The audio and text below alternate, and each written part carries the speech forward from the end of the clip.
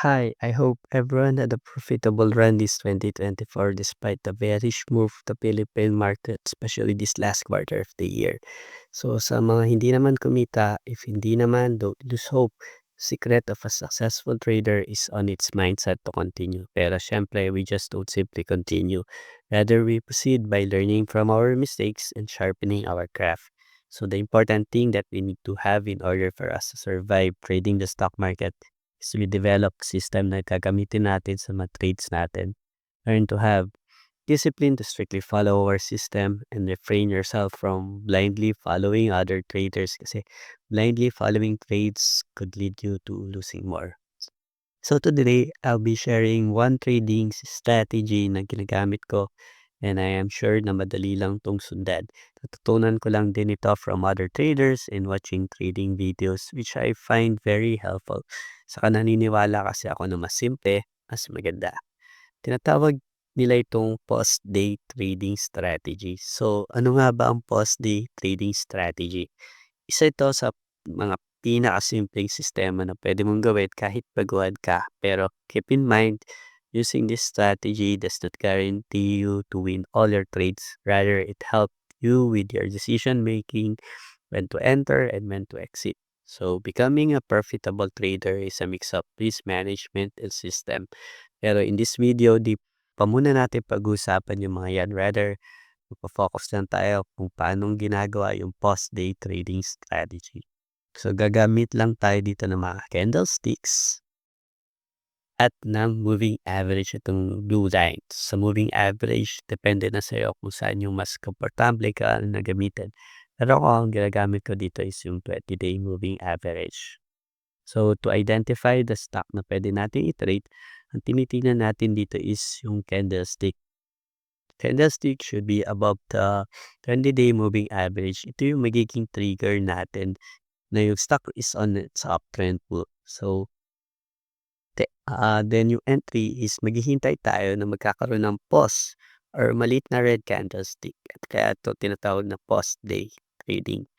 Ang technical idea dun sa small red candle is nabibigyan siya ng emphasis na malakas yung stock and possible na magkaroon ng big move after ng pause niya. So let us proceed with some examples. One of the good examples for this is yung trade with plus. So let's check plus. Good example is the plus.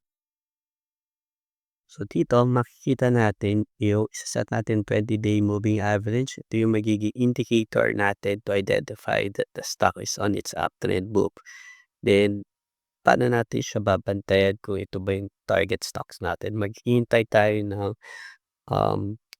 candlestick na mag-enter dun sa 20-day moving average. So in this example, itong day na to. This one.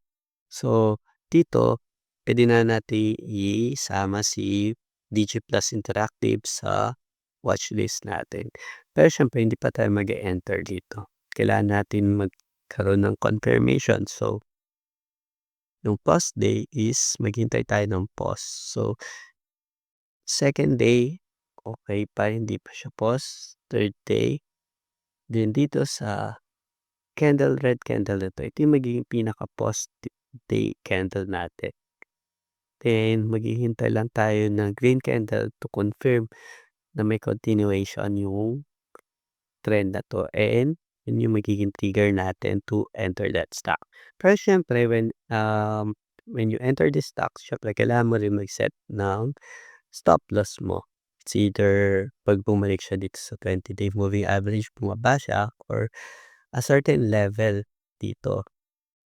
Yun, ikaw na lang din makaka-identify nun kung ano yung magiging risk appetite mo in uh, exit trade if hindi siya nag-proceed with your bias or your trading idea. So in this example, you enter on this green candle on July 11th. So ang exit idea mode here will be you have plenty of options. Could be when it break out on the 20-day moving average, or you can set a certain target price or resistance or percentage price. So, in this example, kung gagamit tayo ng breakdown from the 20-day moving average, then it could be on this candle tayo mag-exit and you were able to gain around 43% by that time. So let's look for another example, Converge. So in this Converge naman, maghahanap ulit tayo ng possible entry. So maghanap tayo ng candle na mag-cross ng 20-day moving average, which this one. Then maghihintay tayo ng pause day niya. So pause ng red candle niya. So in this example, this will be the red candle nung August 12.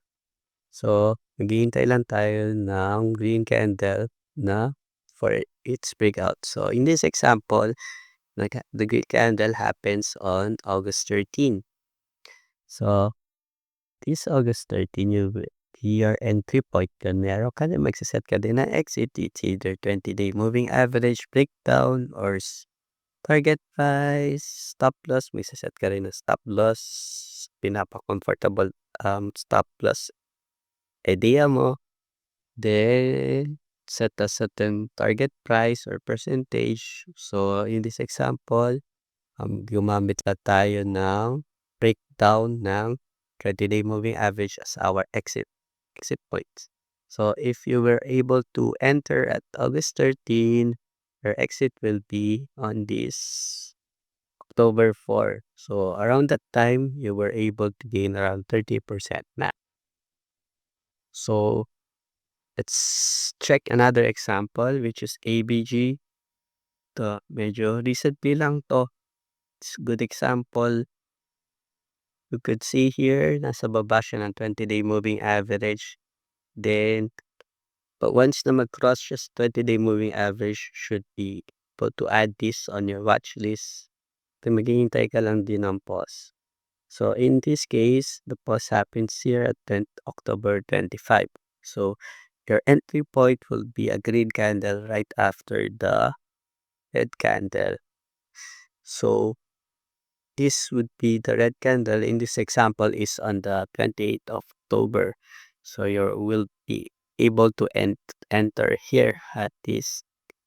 So once you enter this date din naman, magsaset ka ulit ng stop loss mo and your target price is either 20-day moving average breakdown or set a target price or certain percentage price.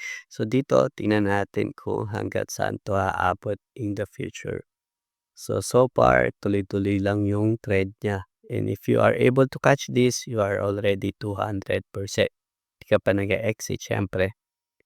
Kung titingnan natin dito is hindi pa naman siya tumatama ng 20-day moving average. So you can still hold this up until it breakdowns the 20-day moving average if ito yung mga conditions na sinet mo when to exit.